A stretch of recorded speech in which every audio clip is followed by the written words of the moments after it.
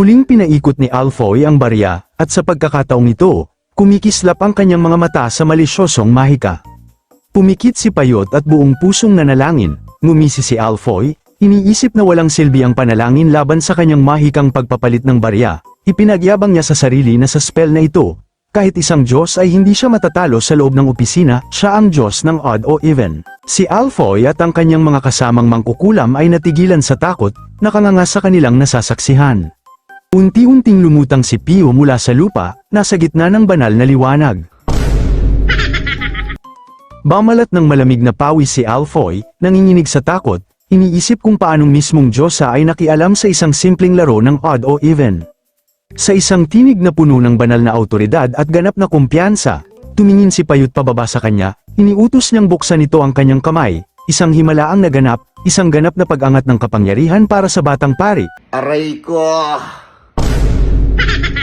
Nagbubukas ang kabanata sa isang tagpong balot ng mabigat at nakakasakal na katahimikan, na nakahiga si Ghislaine sa kanyang kama, ang katawan niya'y bagbog at lupaypay matapos ang sunod-sunod na nakakapagod na labanan laban sa walang tigil na pagsalakay ng mga kaaway, basa siya ng malamig na pawis, at ang kanyang mga kalamnan ay patuloy pang nanginginig dahil sa alaala ng bakbakan.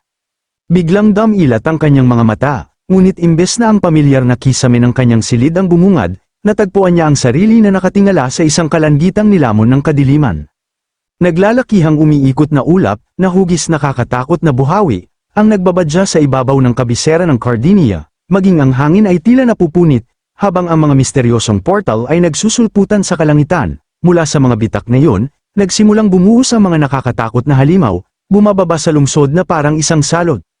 Sa ibaba niya, ang lungsod ay mistulang impyerno, nasusunog ang Cardinia, at nilalamon ng apoy ang lahat ng madaanan nito, habang napapalibutan ng dambuhalang hukbo ng mga halimaw ang dating dakilang kabisera.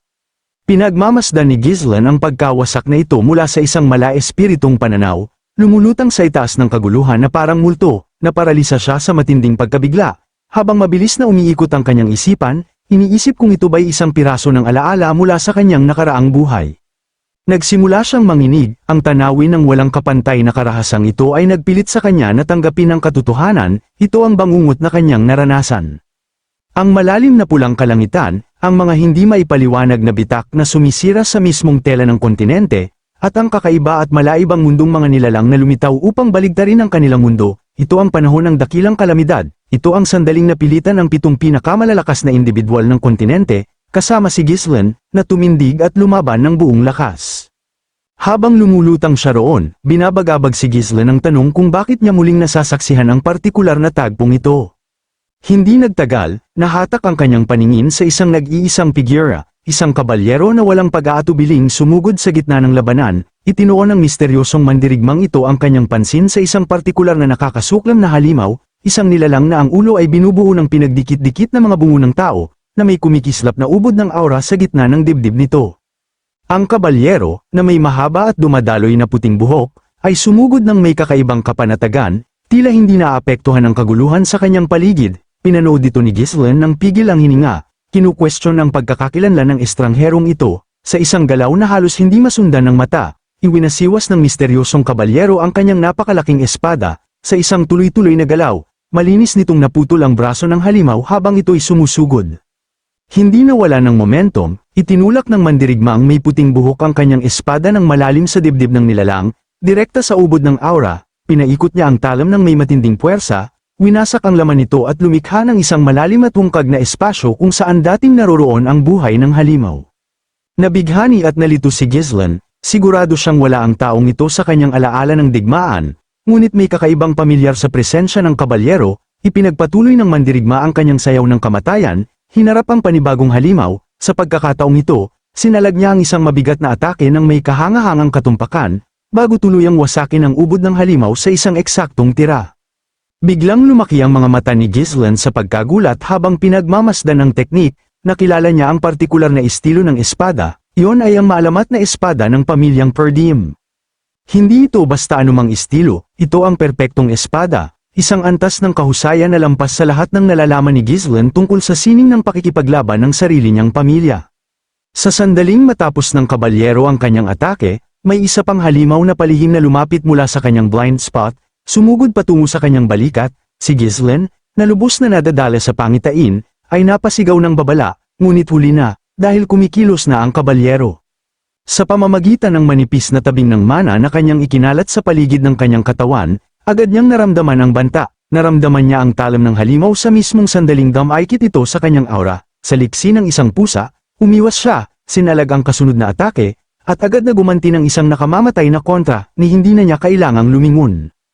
Naiwan si Ghislaine na namamangha, halos nagmamakaawa sa pangitain na ipakita pa ang higit, iniunat niya ang kanyang kamay patungo sa misteryosong figura, desperadong humihiling ng kahit isa pang sandali ng kaliwanagan.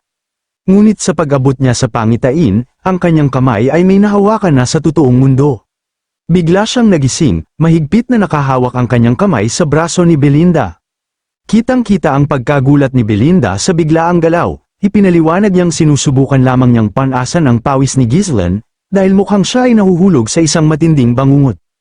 Dahan-daang bumalik si Ghislaine sa realidad, nagpakawala ng mabigat at nanginginig na hininga, tahimik siyang humingi ng paumanhin sa sarili. Kinukumpirma na panaginip lamang yun, bagamat patuloy pa ring malakas ang tibok ng kanyang puso, at kapos pa rin ang kanyang paghinga. Si Belinda, na puno ng pag-aalala, ay marahang inilagay ang kanyang kamay sa noo ni Ghislaine, tinatanong kung siya ba'y nasaktan o kung kailangan niyang kumuha ng isang pampagaling na elixir.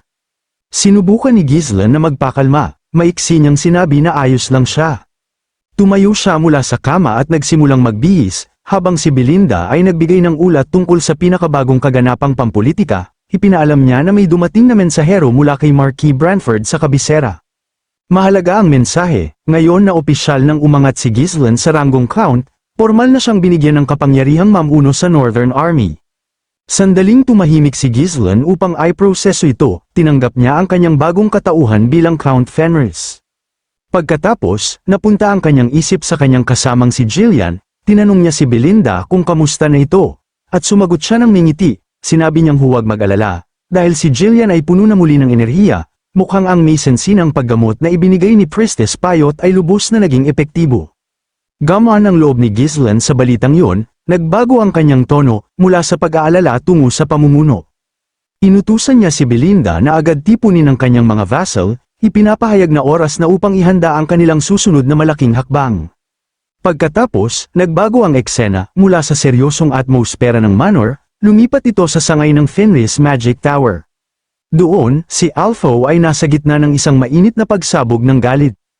Sumisigaw siya sa isang tao, hindi makapaniwala na may lakas ng loob itong humingi sa kanya ng donasyon. Ang kanyang kaharap ay walang iba kundi si Priestess, si Alpho, na umaapaw sa kayabangan, ay galit na nagtanong kung paano nito naisip na manghingi ng pera mula sa pinuno ng Fenris Magic Tower. Si Pyote, na nabigla sa kanyang agresyon, ay nauutal na nagdepensa, iginiit niyang hindi siya nagnanakaw, ipinaliwanag niya sa nanginginig na boses na may mga tao sa nasasakupan na naghihirap at nangangailangan ng tulong. Ngunit nanatiling malamig si Alpho, tinawanan niya ang pakiusap nito, at sinabing kung may nangangailangan man sa lugar na yun, siya yun. Naglabas siya ng sama ng loob, nagrereklamo na kahit siya ay prestihiyosong tagapagmana ng Magic Tower of Flames, napadpad siya sa lugar na ito at namumuhay na parang isang alipin na walang bayad sa dulo ng mundo. May halong pangungutya niyang tinanong kung gaano kalaki ang kakulangan ng kanilang pondo para mapilitan itong lumapit sa kanya. Itinaas ni Pyote ang isang maliit at simpleng supot ng gintong barya, inaamin na ilang dosina na lang ang kulang upang maabot ang kanilang layunin. Sa sandaling makita ang ginto, biglang nagbago ang anyo ni Alpho. Nagsimula siyang manginig, at ang kanyang mga mata ay damaykit sa mga barya, puno ng hindi maikakailang kasakiman. Naramdaman ni Pio ang kanyang pagiging mapanakit kaya unti-unti siyang umatras, humihingi ng paumanhin sa kanyang kawalan ng kaalaman sa mahirap nitong sitwasyon, at sinabing hahanap na lamang siya ng tulong sa iba. Ngunit si Alphoy, ayaw na hayaang makaalis ang ginto, ay agad siyang pinigilan bago pa siya tuluyang makalabas ng pinto. Bigla nitong binago ang tono, sinabi niyang hindi naman niya tahasang tinanggihan ang pagbibigay ng pera. Nagulat si Payot sa biglaang pagbabago, ngunit lumapit si Alphoy at bamulong sa kanyang tainga na may mapanlinlang ng ngiti, ipinaliwanag niyang, dahil sa kanyang mataas na posisyon, maaaring magmukhang suhol kung basta na lang siya magbibigay ng pera sa isang pari. Upang maiwasan ang iskandalo, nagmungkahi siya ng paraan kung paano niya makakamit ang pera ng patas. Lumipat sila sa pribadong opisina ni Alphoy, kung saan casual niyang pinaikot ang isang gintong barya sa kanyang mesa, ipinaliwanag niya ang simpleng patakaran ng laro, odd o even. Ngunit malinaw sa sinumang makakakita na ang tanging layunin ni Alfoy ay lokohin ang pari at maaga ang perang matagal na nitong naipon.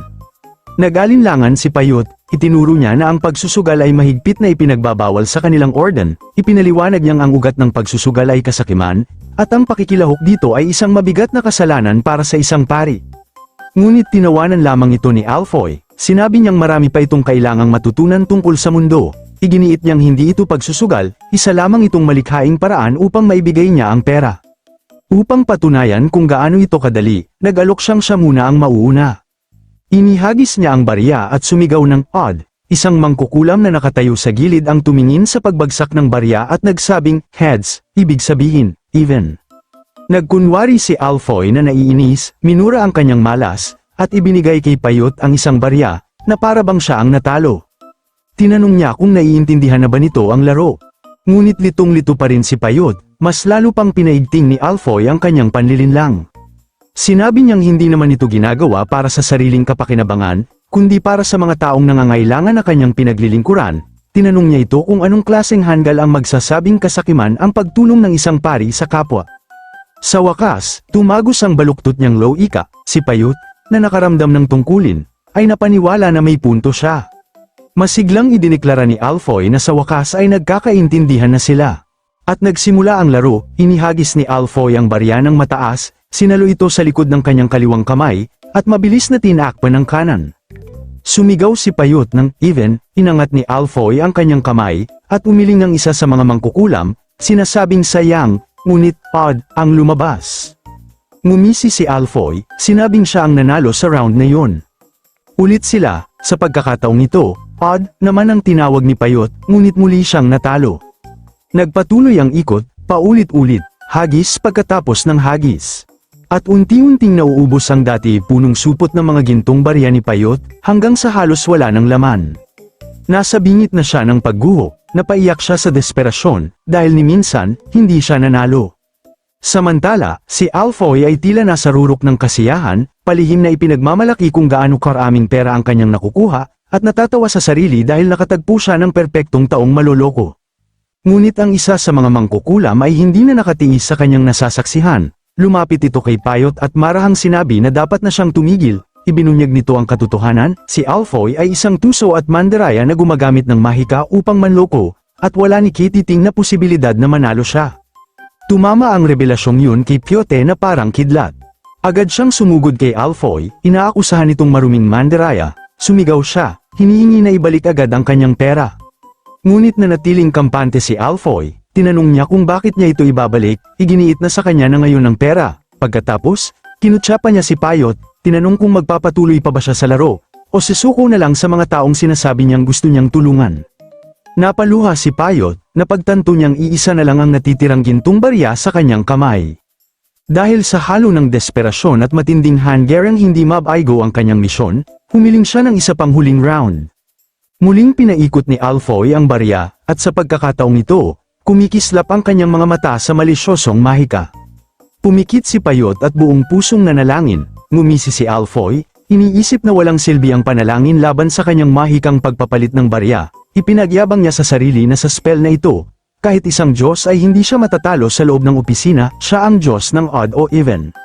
Habang nananalangin si Payot, humingi siya ng kapatawaran kay Diyos sa Wana, pinagsisisihan ang kanyang kamangmangan na nagdala sa kanya sa kasalanang ito. Isang luha ang damaloy sa kanyang pisngi habang nagmamakaawa siya sa makapangyarihan at marilag na Diyosa na tulungan siyang manalo sa huling hagis. At biglang, nagbago ang kapaligiran, isang napakalaking haligi ng banal na liwanag ang bumagsak mula sa langit, winasak ang bubong ng mansyon ni Alfoy. Sa labas, ang mga kabalyerong nagbabantay ay napako sa gulat habang ang kalangitan ay tila nahati. Ang liwanag ay tumuon kay Pyote, unti-unti siyang nagningning sa isang makalangit na aura, at isang kumikislap na halo ang lumitaw sa ibabaw ng kanyang ulo. Si Alfoy at ang kanyang mga kasamang mangkukulam ay natigilan sa takot, nakanganga sa kanilang nasasaksihan. Agad itong nakilala ng mga mangkukulam mula sa sinaunang alamat. Ito ay isang banal na revelasyon, ang sandaling ang isang santo, pinili ng Diyosa, ay tumatanggap ng direktang kapangyarihan mula sa kanya. Unti-unting lumutang si Pio mula sa lupa, nasa gitna ng banal na liwanag.